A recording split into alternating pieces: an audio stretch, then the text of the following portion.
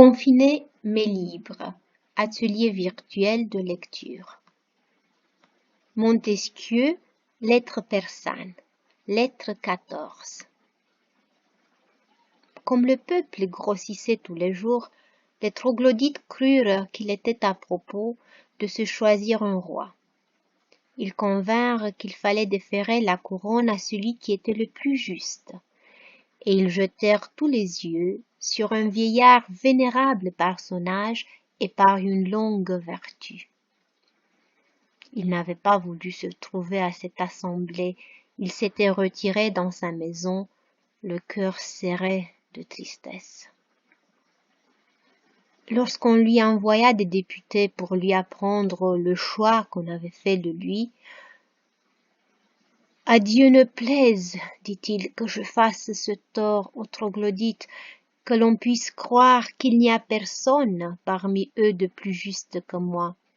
Vous me déférez la couronne, et, si vous le voulez absolument, il faudra bien que je la prenne, mais comptez que je mourrai de douleur d'avoir vu en naissant les troglodytes libres, et de les voir aujourd'hui assujettis. » À ces mots, il se mit à répandre un torrent de larmes.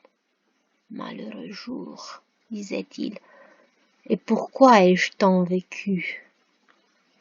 Puis, il s'écria d'une voix sévère. « Je vois bien ce que c'est, ô troglodytes, votre vertu commence à vous peser.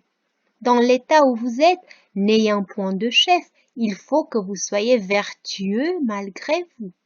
Sans cela, vous ne sauriez subsister et vous tomberiez dans le malheur de vos premiers pères. Mais ce joug vous paraît trop dur. Vous aimez mieux être soumis à un prince et obéir à ses lois moins rigides que vos mœurs.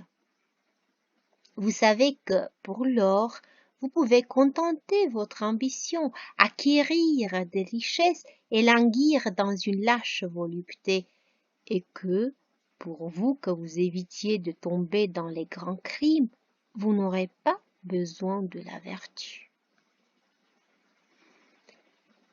Il s'arrêta un moment, et ses larmes coulèrent plus que jamais. « Et que prétendez-vous que je fasse ? Comment se peut-il que je commande quelque chose à un troglodyte ?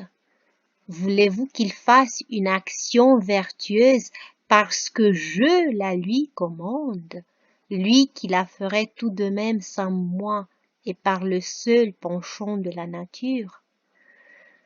Oh, troglodyte, je suis à la fin de mes jours. Mon sang est glacé dans mes veines. Je vais bientôt revoir vos sacrés aïeux. Pourquoi voulez-vous que je les afflige et que je sois obligé de leur dire que je vous ai laissé sous un autre joug que celui de la vertu ?